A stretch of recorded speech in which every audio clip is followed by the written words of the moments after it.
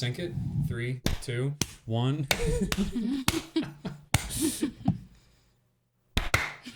3, 2, 1. All right. Welcome to Sibling Scribbles. I'm your host, John. And I'm your other host, Marin. Happy day. Oh my goodness.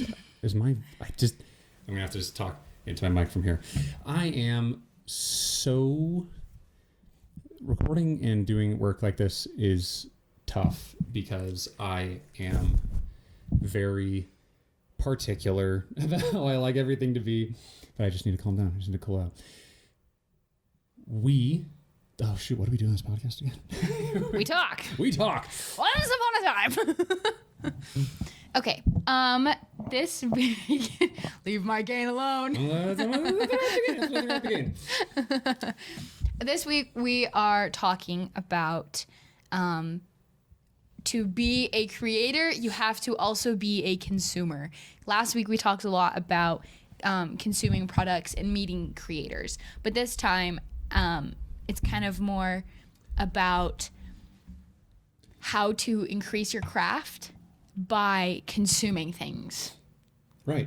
Yeah. I think that a big part of, I believe it was Neil Gaiman who said that to be a writer, you need to be a reader. Right? Gaiman. Singular and gay man.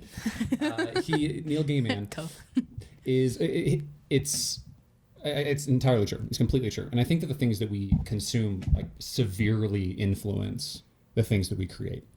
I want to start with a meme that I saw recently. The meme that I saw recently was someone watching The Godfather for the first time, having only seen Boss Baby their entire life. And the only thing they say is, it's giving me big Boss Baby vibes. Right?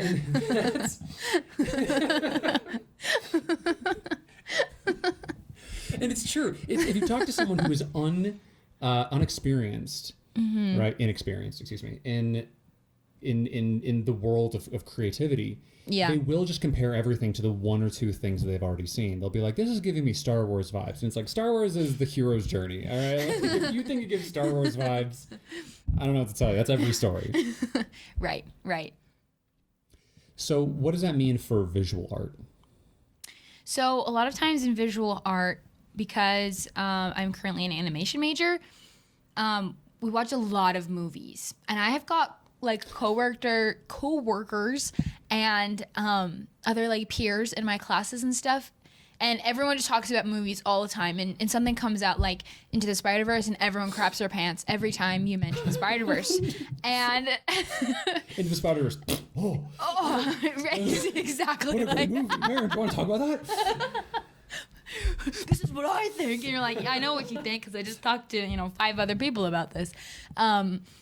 But there are 2 people that I that I know particularly that come to my mind that they haven't watched movies. Like most movies they haven't seen. They don't take in any media. And it's super weird. One of them only watches Pirates of the Caribbean movies. Just Johnny Depp in the late 2000s? Yes. So they hadn't seen Pirates of the Caribbean until they came to college.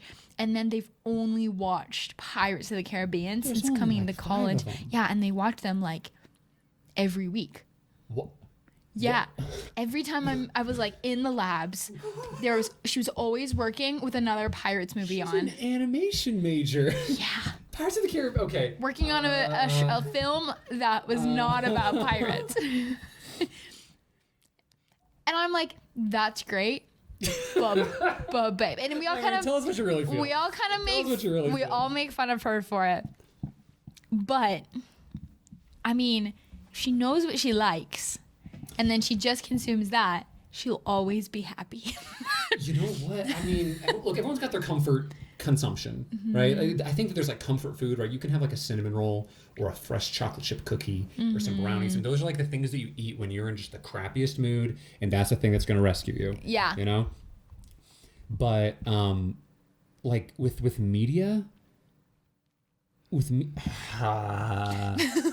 I I don't know. Like, look, if you're saying gives me Big Boss Baby vibes to everything that you watch, that's. But why is that a problem, right? So let's right now we're just like right, we're just nerding out about how awful that is. But why is it a problem to only consume a certain amount of media? I personally think that it's just not.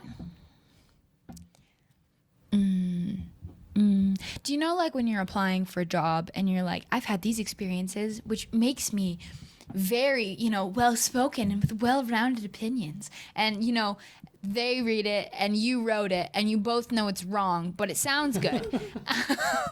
Yes, I'm familiar. I think that is actually, like, true, though. When you have consumed tons and tons of different things, you can have a good opinion that is well-rounded and educated, I guess. So having consumed art actually informs your decisions. It actually is a almost like a study, right? It's an education, right? Right. I think that brings us to where all good conversations like this go, and that's to Isaac, who is our oldest brother. And what he would do whenever he was in town, or if you were ever living, going to college with him, he would have movie nights where we would watch just the most insane things that we would never have watched on our own, we'd never heard of before.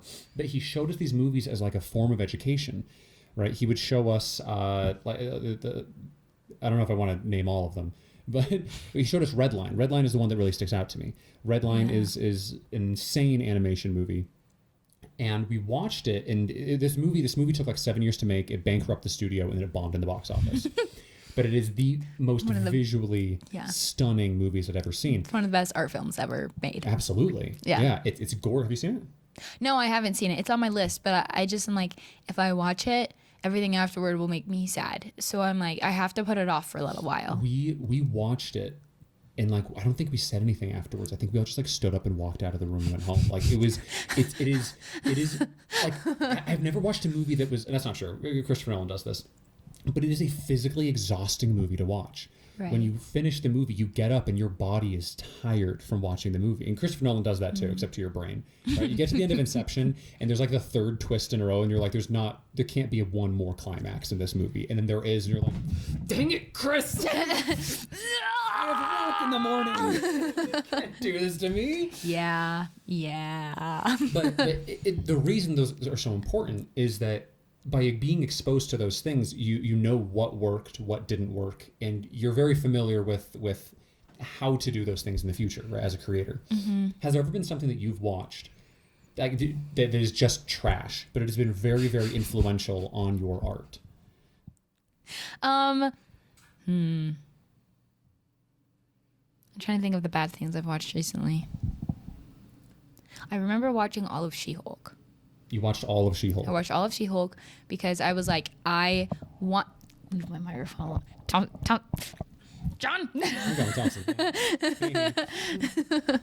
I was watching She-Hulk because I was like, I don't want to have an opinion on any media that I haven't actually seen yet. Like, I'm not just gonna take opinions that other people are saying, I guess, to like talk about them and stuff. So I watched all of She-Hulk and I thought it was terrible, but I was very entertained. So in a way, it did its purpose of entertaining, even if it was bad. That's so interesting because that is not what anyone has said about that show. I know, but like they would say things and I'm like, yes. If I was just watching that one clip, I would have been like, that is just so ratchet. This is so bad. I mean, like having her like twerk with Megan Thee Stallion, I'm like, that was a lot. That was a lot. And there was a lot of other things in it that I was like, that was really weird. But they did have some one-liners that I actually did chuckle to. It is a bad show. I would never recommend it to anyone to actually watch ever. But I think I did learn from it that are like, yes, something can suck but still be entertaining. That's really interesting. It's very, very interesting. Yeah. Because I think I had a conversation with, it wasn't my roommate. It was my brother's girlfriend's roommate. And I just kind of hung out there too. We were all cool. But she was a dancer. She was a very good dancer, and she, competed, and she was excellent at what she did. And she had this opinion that was just like the most. It made me kind of upset, actually. But she asked this question to the room once, and she was like, there's high art. There's art that is uplifting and fulfilling and requires an immense amount of skill and effort to execute. Yeah. And there's a lot of other stuff out there that is just kind of trash, right? It's not meaningful. It doesn't do anything to your soul. It doesn't uplift you. It doesn't inspire you. It's just kind of, drive-through entertainment. Right. And she was like, why do we even have that entertainment when there is such high quality entertainment to be consumed? And I said, that's a good point. And of course, I'd had the same thought as her. I'd absolutely had the same thought as her. As a snob, or as a creator, you're going to be a bit of a snob. When you do a lot of work in anything, you start to notice the cracks in it, right? Right. And so I decided just to take the devil's advocate position. And the devil's advocate position was, well, you can say whatever you want, but Adam Sandler still brings an immense amount of joy and happiness to people. And yeah. I said that when I still had the opinion that Adam Sandler movies were trash. Yeah. Right? I still fully believed that those were trash. And then I married Haley, and Haley was like, you need to chill the flip out, and you need to watch some Adam Sandler with me. And we've watched a lot of shows that are not good at all, but they do something for you. They do something really well. Yeah. So there's clearly value in entertainment. There's clearly value in spectacle. Right. And there's clearly value in this high concept kind of in creation, right? There's beautiful, excellent creation. So why do we distinguish between the two? I don't know, because I feel like when we go to media, I think there's a whole list of different reasons why someone would go and sit down in front of a TV. And a creator's job, I mean, in the animation industry, or we could even say a book, right? There's plenty of really, really good books out there, and there's lots of really, really trash books. Yes, they're There's bad. lots of trash. When I was in high school, I had I think it was in 8th grade actually. I had a teacher give me a book. She's like, "This is one of my favorites. You should read it." And it was nearly pornography. Oh my gosh, was it Mrs. Bell? No. Okay. Mrs. Bell gave me Unwind. And that actually scarred me as a 6th grader. That book is terrifying. As a 6th grader. That book is legitimate. She also recommended books to me where I would read it, and she would say, "Hey, get back to me and tell me what you think." And I would tell her, I was like, "This is disgusting. I'm 12." Mrs. Bell. Good grief. Yeah. We met the author of Unwind in high school. Oh, that's right. He came and visited. He came and visited some of the schools. And that book is it's twisted. It's a good book. But was it really? Yeah, it was a good book. I read half of it, and then I returned it because I was so scared. Right. And then I checked it out again. Because you couldn't help yourself. Because I needed to know how it ended. You couldn't help yourself. It was a good book, but it scared the crap out of me, and I was way too young to read it.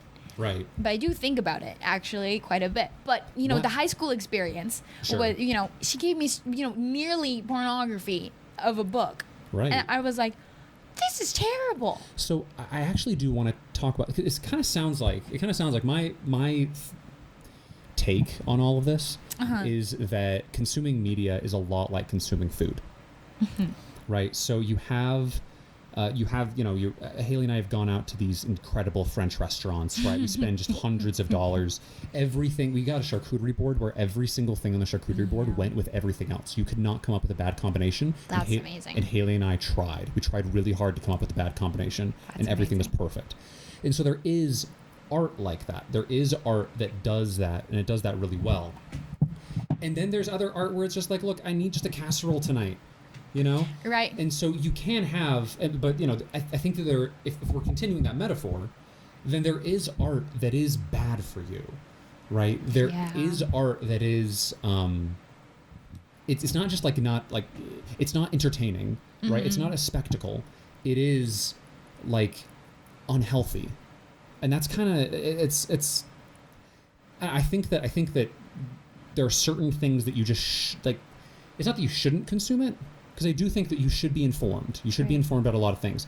But it's, if you include that in a story, it actually hurts the story. Right. To include those things in it. I think one of those things is sex. I do think that I agree. And I'm saying this while also plugging this book that I finished this week called Star Mother. Is my one of my wife's favorite authors. She was in town. She signed the book. And Haley said, you absolutely need to read this. It is so, so good. And the story is about a woman getting impregnated and having a baby. And but she handles it very tastefully. Yeah. Right. There is sex, right? Sex is there, but it's not the focus, and it's never in detail. It's always very kind of abstract whenever she talks about it. Interesting. And I think that can be rather tasteful. I feel like sex is a part of life. It's a part of being an adult.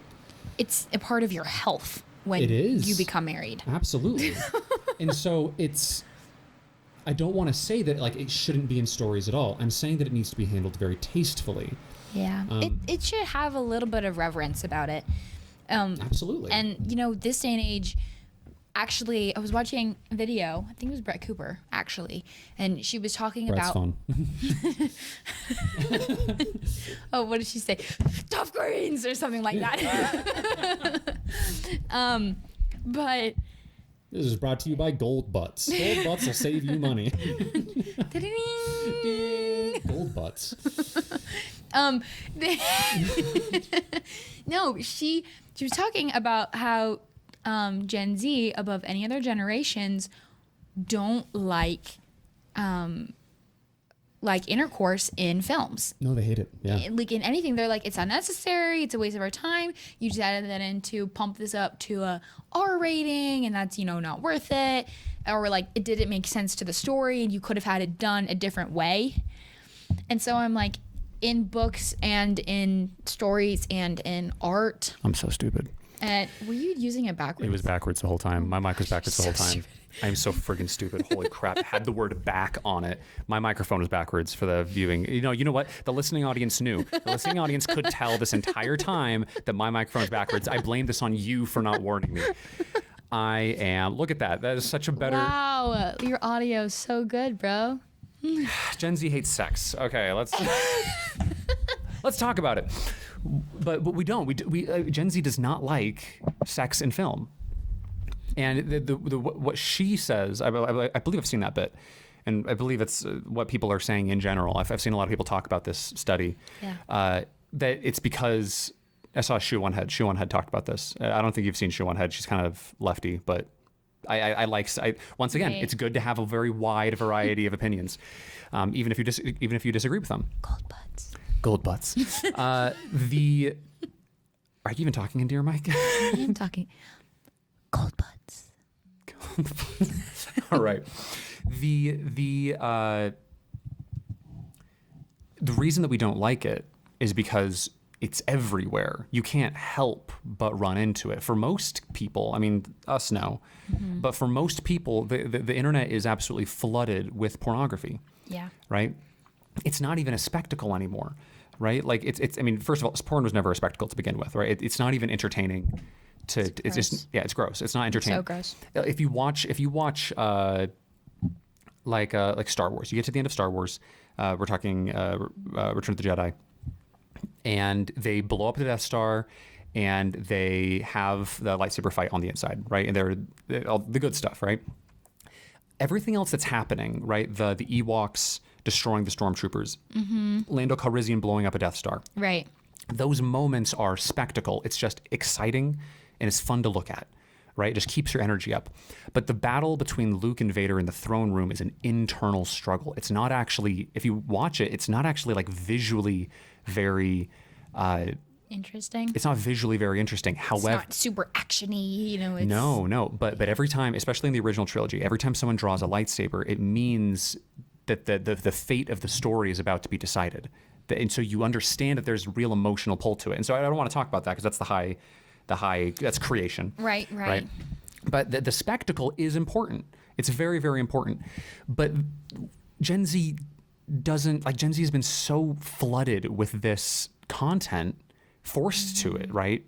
That it's not really a spectacle anymore. It's kind of like it's like taking a dump, right? I don't mean to be really crude, right? But like it's not. I mean, that's fair because it's garbage. It's it is. crap. No, it's real trash. And I don't even know if we need to really discuss why it is. It just is, right? If anyone defends porn, it's because you're an addict. It's not like or you're making money off of addicts. Right, or you're making money off of addicts. And so it's like I don't feel the need to actually defend my point. It's pretty self-explanatory. Right. Because something in our brain, something in our soul, right? We believe something in our soul, but something even just in our genetics says that watching that is bad for you, right? It actually it messes with your brain chemistry. It messes with your physiology. Yeah. The way I've heard it explained is just like when you see something like that, and when you see something like gore. The other thing that I heard about this was gore. I would agree with is gore. When you see gore and when you see sex on a screen, it actually, once again, your subconscious doesn't know the difference between reality and non-reality. And so something in your subconscious actually triggers and it says that thing is happening. And so real gore, if you're telling a good story and you're actually, your disbelief is suspended, then you are going to, when you see those things on screen, it's going to make you it's going to make you react. You're going to see sex and you are going to react to seeing sex, and you're going to see gore and you will react the way that you would see gore. Mm-hmm. And it either pulls you out of the moment, right? Either completely pulls you out of the story, which is just the prime sin, right? The original sin of storytelling, or it's invoking emotions in an audience that you can't pay off on. If it's an emotional journey that you're taking your audience on and you suddenly are taking them on a sexual journey, you can't actually pay off on those things for them in your story. It's non-rewarding, and that's what's really awful about consuming that stuff, because then you were just feeding it, and instead of actually giving someone a payoff in like a good story where, at the very end, Luke is dancing with the Ewoks and everyone's having a good time, and Leia's like, Han, me and Luke are siblings, and they kiss. You're like, hooray! Not Luke and Leia, Leia and Han. Oh yeah, Luke and Leia. We're siblings. Mwah. Yeah, and that actually is payoff because it's closure, because it's good. But with gore, I thought that was interesting that you brought it up. I don't like consuming gore. The reason I never watched Attack on Titans was because I pulled it up the first time and I couldn't get through the first episode. Watched the first episode, and I mean, his mom gets bitten in half within 5 minutes. That's the opening. And I was that is their defining character moment. Ooh, that's not great. Ooh. But then my friends were like, you can't have an opinion on Attack on Titan because you've never watched it before. And so I was like, fine. After I watched Breaking Bad, which I want to get back to, I watched Attack on Titans, and I watched 30 episodes because I'm like, I feel like in an anime, I feel like that's a fair, 30 episodes is a good judgment. I feel like that's fair to watch that much. And I went back to them and I'm like, this sucks, bro. The story sucks. The characters are uninteresting because you introduce all these characters and then they die in 10 episodes. And so every time they introduce new characters, I don't want to be attached to them because I will watch them die on screen. So I've seen stories that handle that really, really well. I've seen stories where they build up these characters, they die, and then the rest of the story is about bringing those characters back, right? That's and cool. Those stories are rather, it's a D&D trope at this point, where if a character dies, you're going to go to hell to rescue them, because when we want to, right? We want to conquer death, another very human desire.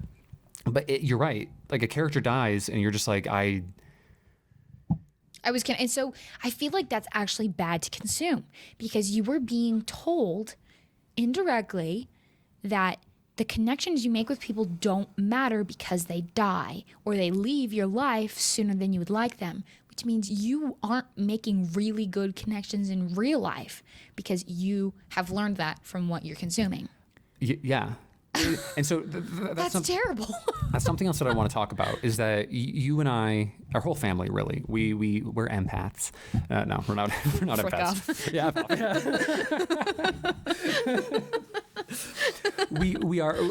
our family's very emotional, right? I don't want to say that we're empaths, but We're not empaths. we're not empathetic. just We're cry not a lot. even a little bit. Yeah, we just get very fired up.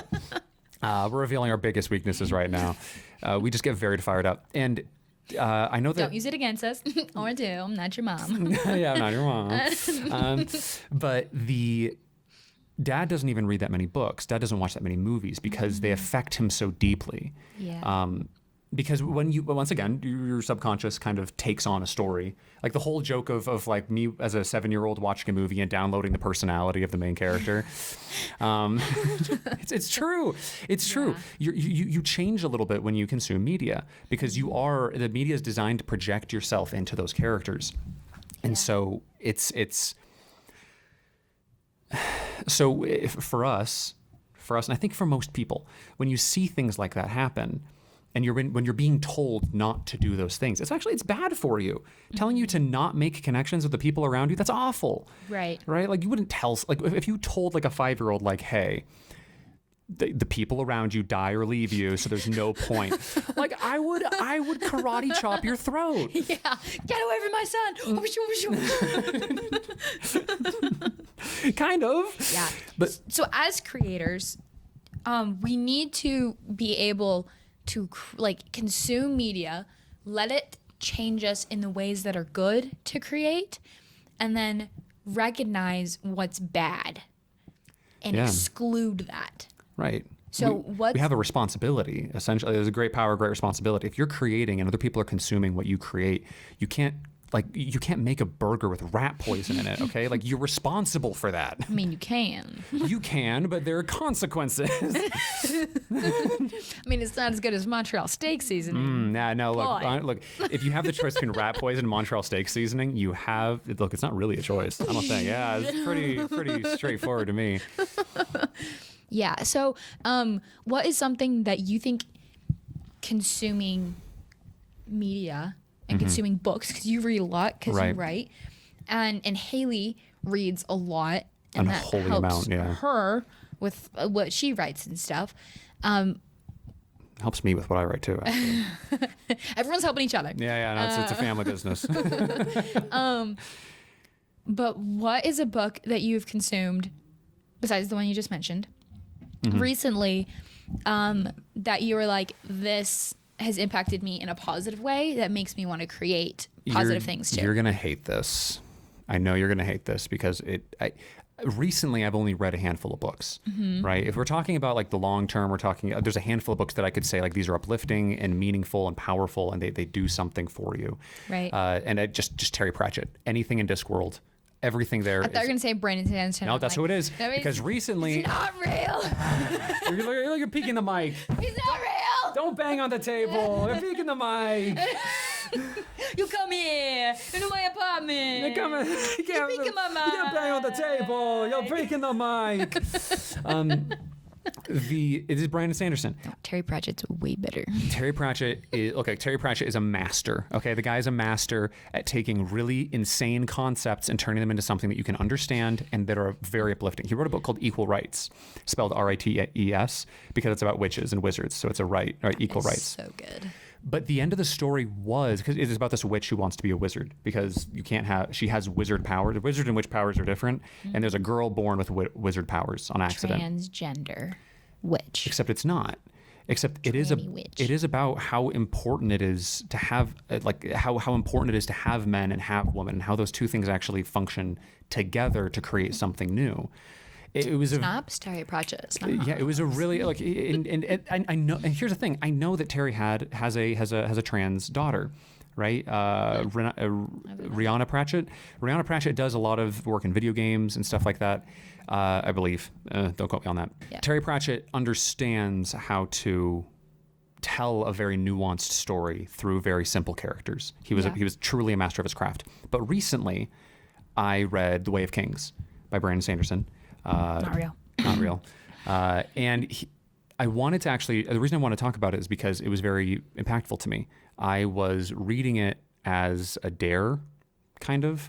Someone had said you're allowed to do, they wanted me to come and DM a game that was themed after these books. They knew I was a good dungeon master. They were like, come and do this. And I was like, I'd love to do this, but I've never read the books. And they said, you have 10 days to read this book. And I was like, bet, yeah, I can do that. There's like a line around my head. Do you see that on the camera? It's called autofocus, dude. Cameras are so cool. I've never had a good camera. Okay, I've never had a good camera. But he said, or I wanted to read this book. So I was reading this while I was away with some friends at a bachelor party. Mm-hmm. And there was some behavior and there was some attitudes and there were some people that I didn't want to be a part of. And this book was all about two things. It was the one main character's whole story is about honor. It's all about like choosing, like honor might be dead, right? Honor might be dead in this world, but you can still be an honorable individual. You can still choose to be better and to see the best in others. And the other character's whole story was everybody dies, everyone leaves me, why even care? And his whole story was you have to believe in others and you can't give up on yourself. You can't give up on them no matter what happens. Mm-hmm. And those two stories, first of all, just weave together very well. Yeah. Or thematically, they weave together very well. I have my issues with Sanderson's writing, but the story was incredibly uplifting. It was very, very, very uplifting. And I think I've seen this not just in Sanderson, but also in these other authors, the sci-fi fantasy authors here in Utah, that we have a very, very faithful group of creators here. Lots of, religious themes that kind of highly are religious intertwined people into the stuff. And because of, look, our religion is highly like academic, right? It's very theological, very, very academically theological. Books of wisdom. Yes, That. absolutely. And so these books were very uplifting to me, and they were very fulfilling to me because these people understood they had certain themes, and these themes had been taught to them since they were children. Right. You see someone like Tolkien. Tolkien was highly Catholic. C.S. Lewis highly Catholic, and they had a very deep understanding of the themes they were trying to talk about: redemption, and love, and mercy, and justice. And so you see those things in their writing, and in Utah especially, you're seeing these people who are writing things that are very, very uplifting while also being rather terrifying. Dan Wells, who I talk about ad nauseum, his books are... Your man crush. Huge man crush. His books are terrifying, really, really terrifying. And yet he takes you to the deepest, darkest place he can imagine, and he chooses to lift you up out of that place. He takes these characters and says, That's interesting. That's very cool. Right. Look, it can get pretty bloody. I'll admit that, but he still chooses to take his story in a responsible direction, not just as a creator, but as in a direction that you as a reader understand. I can be responsible now. I can make decisions. I'm not beyond redemption. That's pretty great. What about yourself? That's very good themes. I know the ones I've been putting off. I haven't seen The Boy and the Heron yet.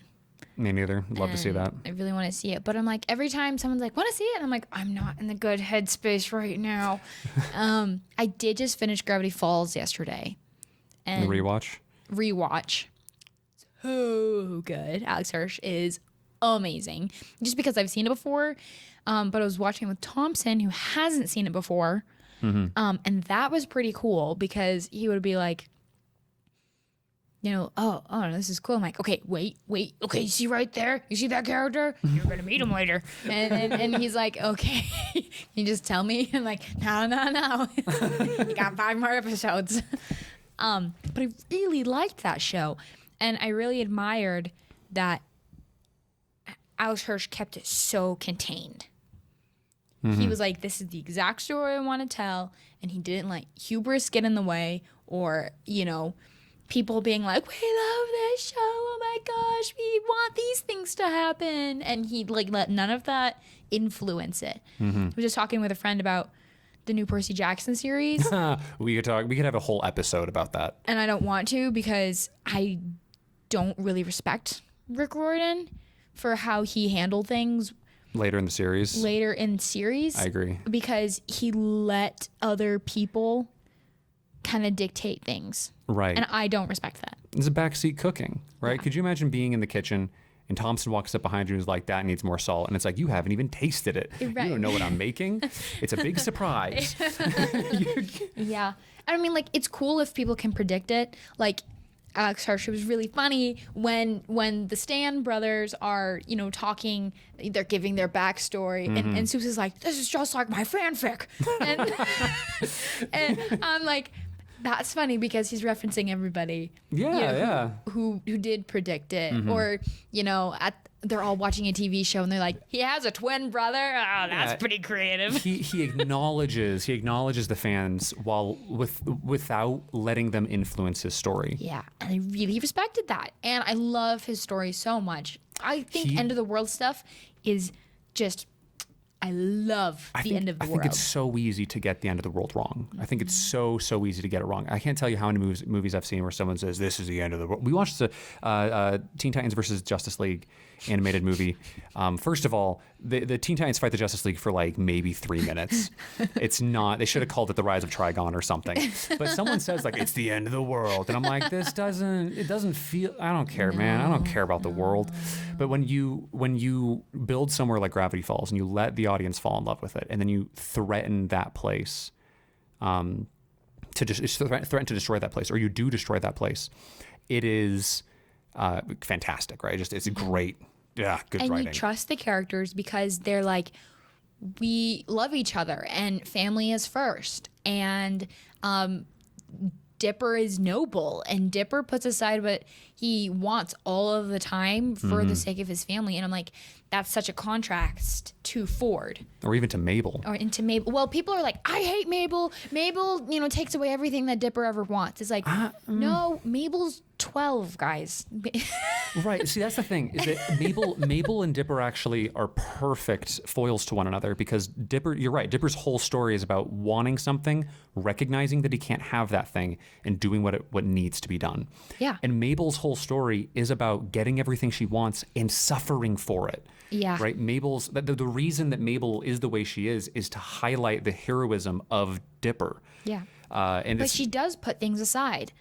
She does sacrifice stuff. When she does choose to sacrifice something, or when she does choose to, like, when her emotions like lead her to a good decision, right? It shows why she's great. Mabel's great. I like Mabel, and people dog on her too much, and I'm like, no, she's a well-written character. Yes. She's helping the plot move forward. Because we all want to say that we all want to say that we dislike Mabel. We all want to say that we dislike Mabel because she takes away what Dipper wants.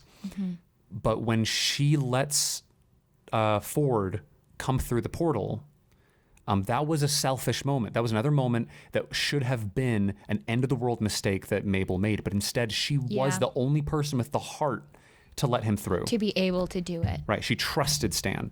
And so I think that's gorgeous. Yeah, and I really like that. And this is kind of weird, but like, I dream once a week at least about end of the world. Like, my dreams are very, very end of the world-esque. I don't know why. Yeah. Giant floods. Oh, come on. It's awesome. Rain, it's awesome. zombies. Catastrophe. End of government is a very often one. I think everyone thinks about that one. Yeah. Go out and vote, everyone. Go out and vote. Do y'all civil duty. I think that is just one of my favorite stories, and I don't know why subconsciously I'm so into it. And, consciously I'm so into it. But, like, watching him do it so well and watching it contrast other stories like World War Z or The Last of Us or... Bales, heaven's sakes. Or Bales. You read one short story by me and you were like, I want to make this a comic and I think that you should write the rest of this book. And I was like... Okay, I'll do it, I guess. I love End of the World. And just it being so many different things. And like how humanity survives. Let's talk about that in another episode. Because I agree. I think that is worth its own conversation. So good. It's great. Yeah, it's fantastic. Did you know that Alex Hirsch is writing a book called The Book of Bill Cipher? And that's cool. It's specifically, he has there's like a stamp on the front cover that says for more mature audiences. And so it's going to get effing freaky, right? It's going to be just terrifying. Yeah. You get to Weird Mageddon at the end and you're like, this isn't appropriate for children. The two scenes that have always stuck with me, and I can recreate, I could draw them by memory, is the friggin' deer losing all of its teeth and then having them come back into its head, and then Pacifica's dad having all of his like facial orifices. Oh, they all switch. Switch. Yeah, he gets like Mr. Potato Headed, and so his eyes are where his ears should be. His mouth, his two mouths where his eyes should be. Like That's it's just so gross. Holy crap! It was, but you watch those things and you're like, oh, that Disney didn't like that. You know, someone didn't like that. And when they go to Widow's Peak. And the lady, she, like peels off her skin and becomes the spider and like peels it back on. You're like, I know that's not Bill, but I mean like Alex. No, it's pal. I like a little body horror. I like a little body as a treat. As a treat, I like a little body horror. That's Alex. Not I, said the Marin. But that's I think that we're kind of circling back a little bit. We're tangenting, but I'm gonna circle back because I'm good at this. I'm good at this. What I do. I'm good at this. I'm good at what I do. We're gonna circle back now. The reason, but those things have stuck with us. Yeah. Those things have really stuck with us. Haley and I have been watching bad movies recently. We have a lot of fun watching bad movies. Nice. So of course we've watched everything that Disney Animation has put out in the last 2 years. Big rip. And the thing is, those stories don't actually stick with you. I have a hard time remembering character names. I have a hard time remembering plot points. I have a hard time remembering most things in these movies. That's fair. But when you tell a really, really good story, right? I love, once again, comparing this to food is just so easy, right? When you make a really... I love me some food. Yeah, when you sit down and someone puts down some steak and some mashed potatoes and some friggin' asparagus or collard greens, whatever you want, Yummy. some big old glass of grape juice, it's comforting and it's filling and it's energizing and it's nourishing. It seems that maybe to our minds, maybe to our souls, however you like it, there is something about stories that nourishes us, that kind of motivates us to move forward in a positive direction in our lives. Like a big bowl of pho. Yeah. I've never felt bad after eating pho, ever. It's really good. It's so good. good. I hate the cilantro, but that's pretty good. I also pick out all the cilantro.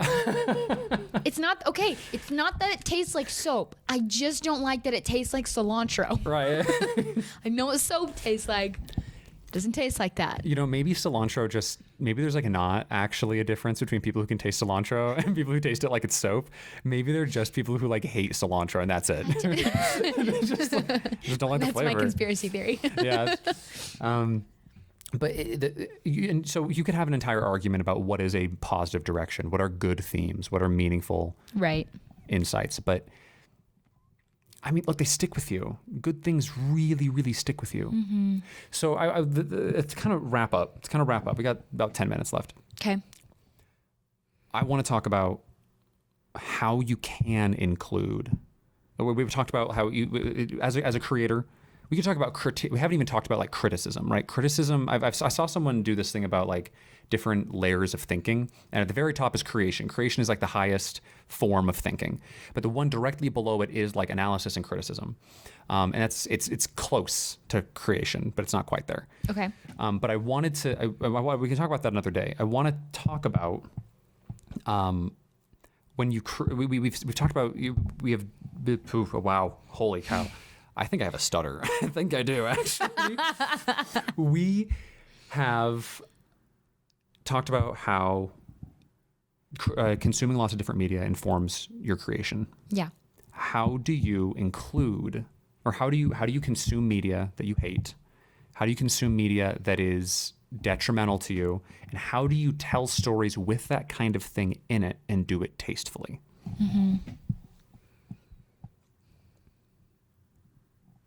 First thing I thought of was the quote about, I don't remember who actually said this, because someone, I think it might have been a Jordan Peterson, and he was interviewing the guy talking about the human trafficking movie. Yeah. We were like, you have to look into the darkness sometimes, and that's not good. But you need to be able to understand the darkness so you can look into the light, or you need to look into the light and understand how good it is to be able to handle the darkness. Something like that, because you need both. I think he was talking about the actor. Yeah, he was talking to the actor, and he was like, how do you do a role that's so terrible like this? Because, I mean, you're just seeing these terrible things and you are acting really, really good, but it's not a great topic, and because you're a religious man, like, how do you handle this and stuff?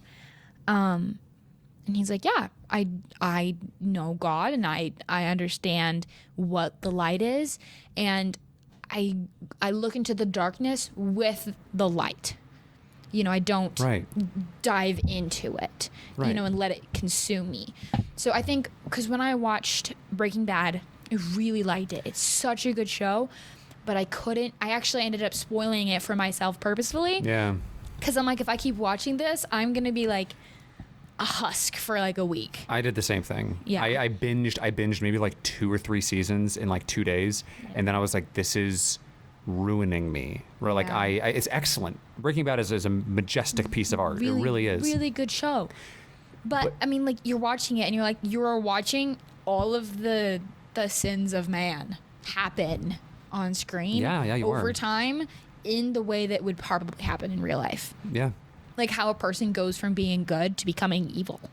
And I mean, there's a lot of good stories like that. I think that The Godfather is a really good example of that. I read The Godfather, watched The Godfather. I talked about it for like a month without stopping because I loved it so much. Yes, I remember that. Yeah. I do indeed. But that story is about the slow descent into evil. And I think those stories are really important too. Yeah. For exactly what you said. Right. So I think, I'm trying to think of something else. It kind of sounds like you're saying that consuming some of this stuff is okay if you're in the right headspace, right? If you can hang on to the light, when you do understand the light, consuming this stuff sometimes is good for your creativity because it actually informs your knowledge of the light. It informs your knowledge of what's good and what's uplifting and wholesome, because you can say bad, good, right? You can point at them and say that one's bad, that one's good. Yeah, what I think though is that sometimes you can get caught being like, oh, this is just for research, and you can just like let it take you, and that's not a good thing though. No, it's not. Like I read Oliver Twist, or I listened to the audiobook. I hate that book. It's so stupid. It's so long. It's like an 11-hour audiobook. I could not handle 11 hours. And like it was good, and I only listened to audiobooks where like a British old man reads it. Right. I don't listen to any other audiobooks. No woman is ever going to read me a book. Ever. Unless it's mom. It's a masculine art. No, I like their voices. They're nice. And plus, when a man does it, they're like, and then she said, well. And, you know, it just sounds better. But then when a woman does a man's voice, it's just bad. do something like this. And it's like, oh, man. Yeah, they're like, and Mr. Darcy looked across the room and you're like, no, don't do that. Oh. I can't. It's too cringy. So you read Oliver Twist. Okay, I read Oliver Twist, and it's not actually a very good story. It's equivalent. It's like the England equivalent of Tom Sawyer. Sure. And it's just really depressing and really, really sad. But then you look at it with the same, you know, viewfinder as Tom Sawyer, and you're like, oh, this is so fun. Like, this is so happy. Like, we're learning the same things about how children should be treated. Sure, yeah. About, you know, how children survive and what they think and all of these different things. Right. Reminds us of that kind of whimsical time in our lives. Right. I think you can do research without having to, like, dive in to something terrible. I think the big takeaway from this episode is you need to be really, really good at disconnecting from your art, from media. Yeah. Right? You need to be able to watch something and be able to say, that was fiction, right? I'm just cutting that off from my life right now. That was fiction. It's not real. I have a real life. I still have to do the dishes, right? And I can look at it from an analytical perspective, and I can appreciate it without letting it get to me, without emotionally being submerged in this. You have to say, okay, I'm good. Like, because it's really nice to be sucked away into a thing and let all of your emotions be influenced by it.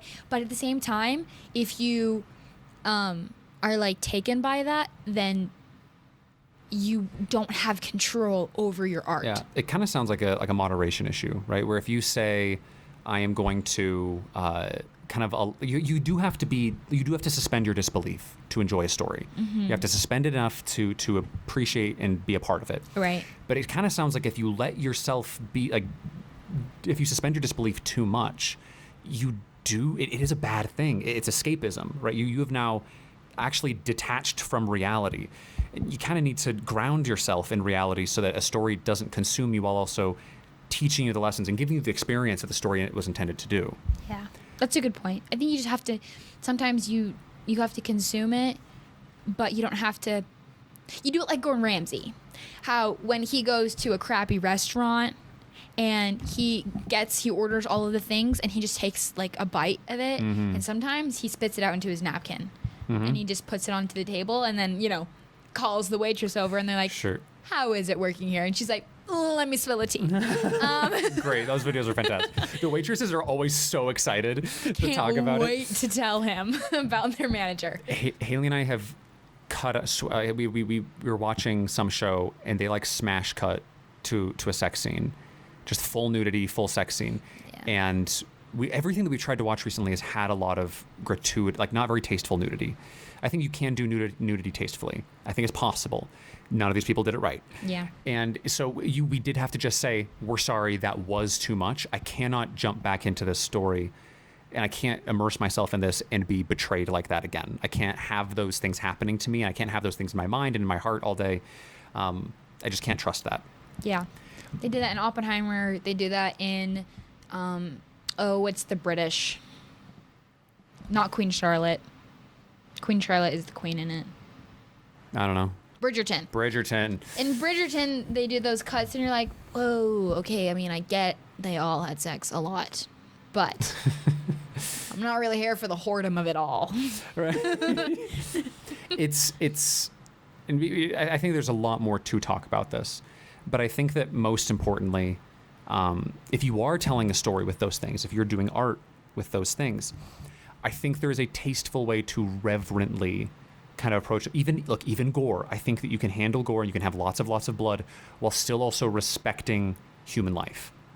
I think you can do both. Yeah. I think that either sex, once again, Charlie N. Holmberg, Star Mother, she handled, there's multiple sex scenes in the book, but they only last a paragraph or two maximum. And they are very, very respectful of what's going on. There's not details, there's not nasty details. Everyone knows which parts of the body, if you look at them, it's sexual. There's tasteful ways to approach that. Right. And I feel like if you can't tastefully approach it, you're not creative. I mean, you are just like, well, and then they did this, and this is how we're going to show it. You're like, well, you could have been creative, but instead you were a sellout. Yeah, you chose just like I'm just going to create this feeling in my audience. Bam. I've been to Vegas. Yeah, like boobs, they're there. Bazinga. Bazinga, bozoingo, boobs. And it's like, I think that yes, you did create that emotion in me. Good job. Hooray. But there was another way you could have done that. If you wanted to show intimacy, if you wanted to show trust, if you wanted to show that two characters were bonding, right? There's lots and lots of ways you can show those things, right? You can take I did this in Bales. I was going to write a scene, and I was like, this actually would be a good moment for some kind of sex scene. And I thought about that, and I said, what am I trying to convey in this scene? And what is some other scene that I can use to convey the exact same message? And gore is another way you can do that. If you want to say, I want to blow someone's head off, right? Because I want to show the danger of the situation. You can show the danger of the situation and someone's head can still get blown off, but you can do that without it being there's things you can do to nasty. Support it, and there's things you can do that it's just not like bang, and then you look toward the audience, you're like, did you get that? You're like, yeah, we got it. We saw it, but we didn't see it coming. It just happened. Right. Doing something off screen has been happening since Shakespeare times because it was untasteful to have someone die on stage. Yeah. So lots of Shakespeare ends with someone watching the scene and go, this dude's dead. They got a stabbed through the heart. There was blood everywhere. It happens all the time in Shakespeare. Yeah. Because it was distasteful. It was super distasteful. And so there are ways that you can have someone pull the trigger off screen, or they can put the gun up, you hear the gunshot, and the gunshot is accompanied with a cut. Or in art, right, you can draw gore and you can draw those things using shadows. Like that, who's the famous horror movie maker? Not Hemingway. What? the Scream, I think it is. John Carpenter? No. Anyway, there's the famous shower scene where she's taking the shower. Oh, friggin' Alfred Hitchcock. And that scene made people afraid to take showers for years. And you watch it now and you're like, Jesus, this is a cheese ball. Right, very cheesy. But I mean, like, that was like, it's They a great built up scene. suspense. I've done a study of that scene for storyboarding. Amazing, because they just build it all up. They don't make it too fast. If she was just in the shower and, rip, stab, stab, stab, you'd have been like, that's a lot of blood. Yeah. But instead, you have like her screaming. So you have her looking directly at the camera. He uses techniques where they look at the camera because that makes you uncomfortable. He has camera angles from her perspective. Yeah. So you see the knife stabbing you.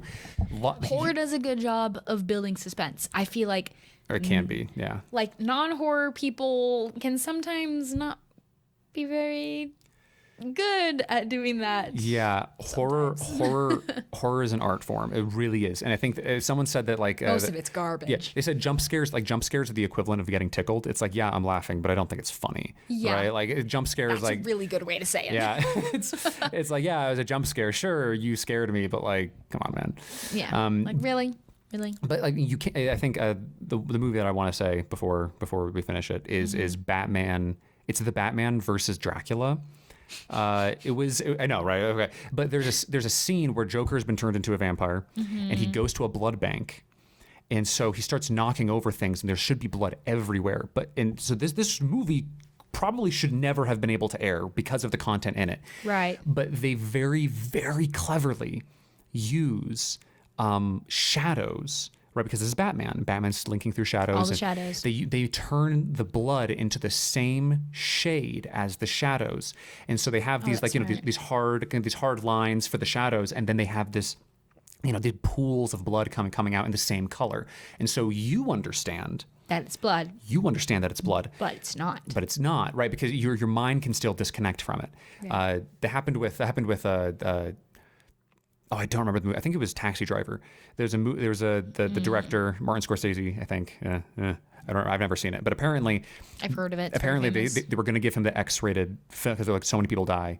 There's too much blood. They were going to give him X-rated film. He sat up all night with a gun, his plan was when it was morning, he was going to go to the studio and kill the executives because they were going to make it X-rated, not R-rated. So it was going to essentially destroy his career. Oh, okay. Because they were, and so he was like, if my career is over, I'm gonna go kill these dudes who ruined it. And then in the morning he came up with the idea like, oh, I'm just gonna change the filter and make the color of the blood a little different, and like it was a little more orange or something, and they let it happen, they let it fly. And it was because apparently like that color of red is gonna F with people's brains, but just a little orange in there, and it's kind of candy or whatever. Right. And, Right. Creative solutions actually convey those things and include those things without being a detriment to society and the soul of America. And going and killing your execs. Yeah. We've all been there. We've all been.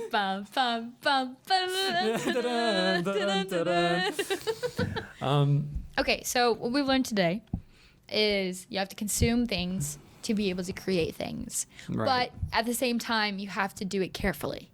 Yes. Because if you don't do it carefully, you're impacted by it too much, and those negative impacts will just continue on through your creations. And Right. that's not good. Right. Like a plague. Like a plague. Also, we've learned that you can include the darkness in your stories without hurting the souls of people, without creating this plague further. Right. Because sex and killing are not inherently evil. And before you say killing is inherently evil, defending your family is not inherently evil. Okay, you can have That's fair. You can That's have fair. you can have Jack Reacher killing like 50 bad guys, and it's a good thing. Okay, you can have Luke Skywalker blow up the Death Star and shoot a stormtrooper, and it's a good thing. That's fair. There are creative ways. I'm not Thinking of the commandments.